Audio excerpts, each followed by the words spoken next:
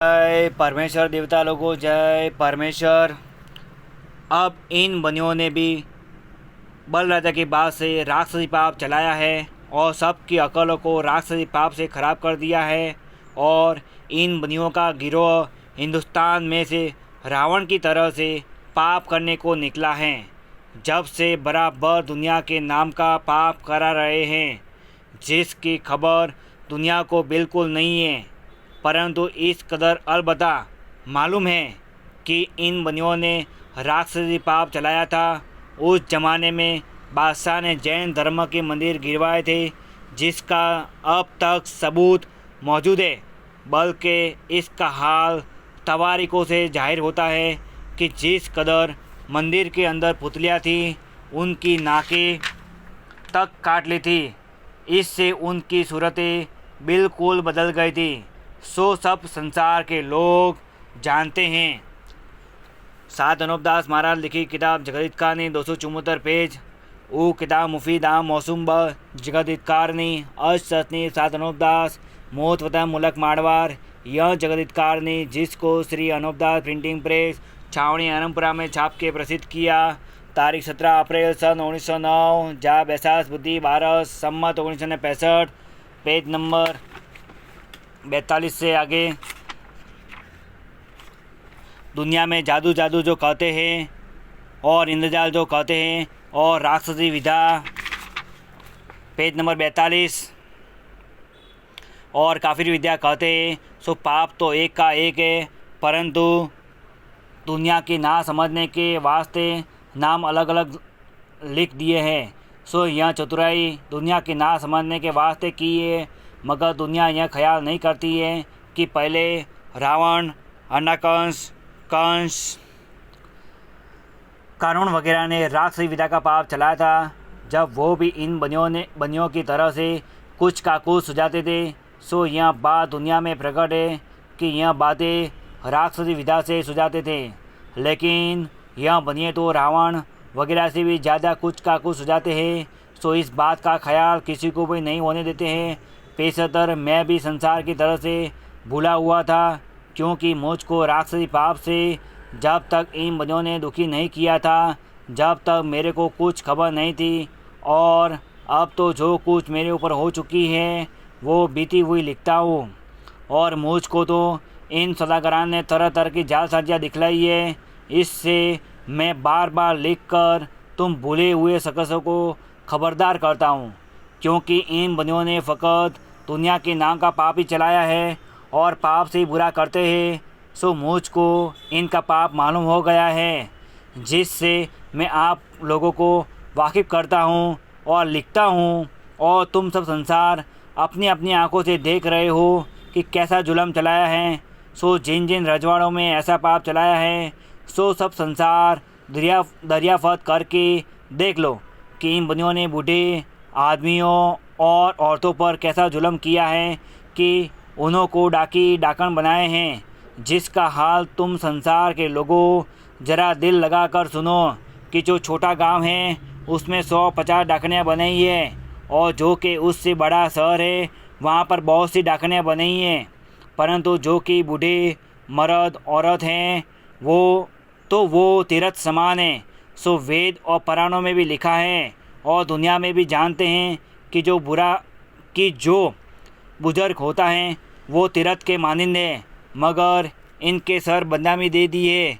परंतु यह बनिए ऐसे हैं कि तीर्थ स्वरूपी आदमी को संसार के हाथों से मरवा देते हैं और तरह तरह की बीमारियां भी राक्षसी विद्या के पाप से करते हैं, और संसार के दिल में डाकी डाकनियों का सुझाते हैं। और जो कि डाकी डाकनियाँ बनाई हैं उनके दिल में भी ऐसा सुझा देते हैं, जिससे वो भी ऐसा कहने को लग जाते हैं कि हम डाकी ही हैं। सो इस वजह से ऐसी ऐसी बातें कहने को लग जाते हैं कि उनकी अकल इन बनियों ने अपने राक्षसी पाप से ऐसी ख़राब कर दी है। मगर यह बात काबिल ख्याल करने के हैं कि एक शख्स बहुत फासले पर या कुछ नज़दीक बैठा है तो उसका दिल वो किस तरह से खा सकता है। Page number 43। क्योंकि जब खाना सामने रखा हुआ है तो बगैर हाथ उठाए के किस तरह से खा सकता है। परंतु खाना तो उसी हालत में खाया जाएगा कि जब हाथ उठाकर मुंह में लुकमा देगा, मगर दिल के चलाने से खाना नहीं खा सकता है। सो यह बनिए तो पाप कराना समझते हैं कि जो गरीब आदमी को दुख करेंगे तो आपस में लड़कर खुद ही मर जाएंगे। सो इन बनियों ने ऐसा राक्षसी पाप चलाया है। सो यह पाप रिजक होने के वास्ते चलाया है कि इस राक्षसी पाप से कुल संसार का धन अपने काबू में कर लेंगे। इस ख्याल से इंद्रजाल का पाप चलाया है।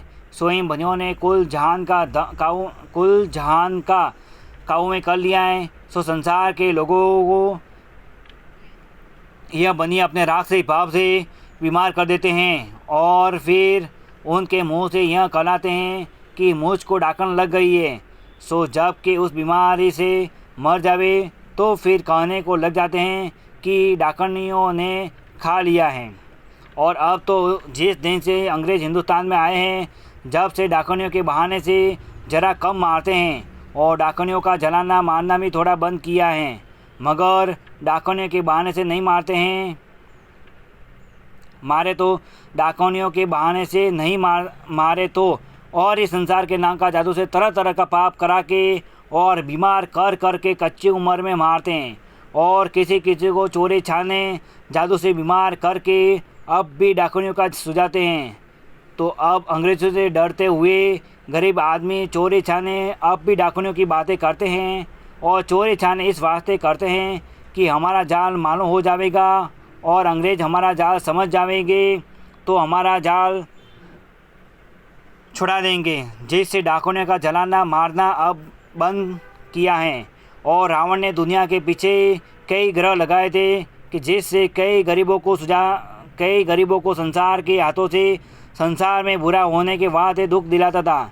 उसी तरह से यह महाजन भी बेचारे गरीब बुढ़ी आदमियों को और बुढ़ी औरतों को संसार में बुरा होने के वास्ते डाकी बनाकर मराते हैं।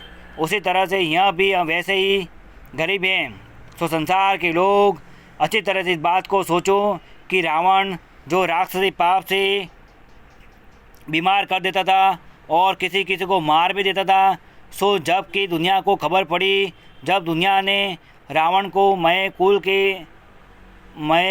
उसके कुल के मार दिया, सो भाई जब कि राक्षसी विधा से मैं और मौत को सहारे कर लेते हैं तो फिर राक्षसी पाप के चलाने वाले जो चाहे वही कर सकते हैं। सो जब कि संसार इसके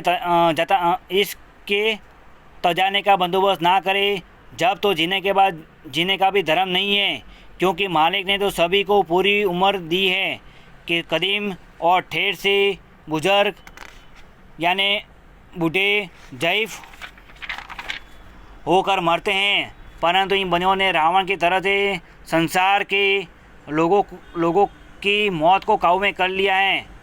जय परमेश्वर देवता लोगों, जय परमेश्वर। सात अनुपदास महाराज लिखी किताब जगत का ने 274 पेज पढ़ करके बंदोबस्त करो, जब तुमको और तुम्हारी औलाद को अच्छी तरह से आराम मिलेगा। जय परमेश्वर देवता लोगों, जय परमेश्वर।